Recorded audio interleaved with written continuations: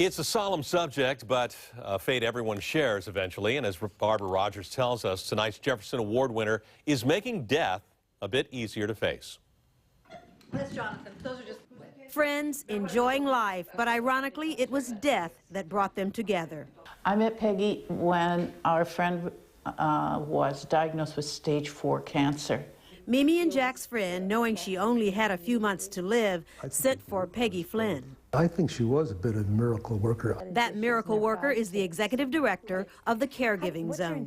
The Caregiving Zone used to be called the Good Death Institute. It's a nonprofit that's committed to research and education about the realities of dying, illness, aging, and death. Peggy started her nonprofit in the 90s, a time when the AIDS epidemic was claiming hundreds of lives daily.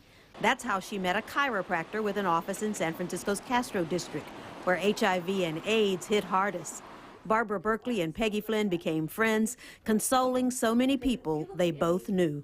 It was like a war zone, and we were going to a funeral several a month, and we were taking care of people who were sick, and we were figuring out how to bring food over there and how to get help. And when the brother of Barbara's own sister-in-law came from Holland, sick and dying, And Peggy took him into her apartment. Suddenly, when Peggy was around, you had a team, and you had people working together. years later, Peggy took charge when Barbara's mother was dying, fulfilling last wishes, making funeral arrangements, tying up loose ends. Since she began her institute, Peggy has helped nearly 400 people face their final days, assisting them with everything from cleaning their beds to reconciling with long-lost loved ones. It was a way for me personally to make meaning out of all the suffering I'd seen.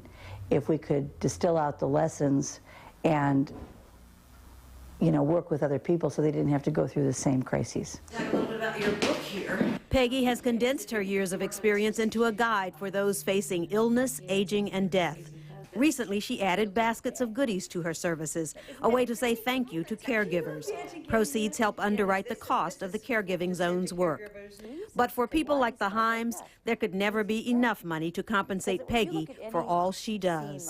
I have some understanding and appreciation of the burden she carried to get everything put together, to orchestrate something like that is very taxing. And she made it look easy. She just made it look easy. It's never easy for Peggy. She mourns each life lost. But for all she does to ease the pain of aging, illness, and death for others, this week's Jefferson Award in the Bay Area goes to Peggy Flynn.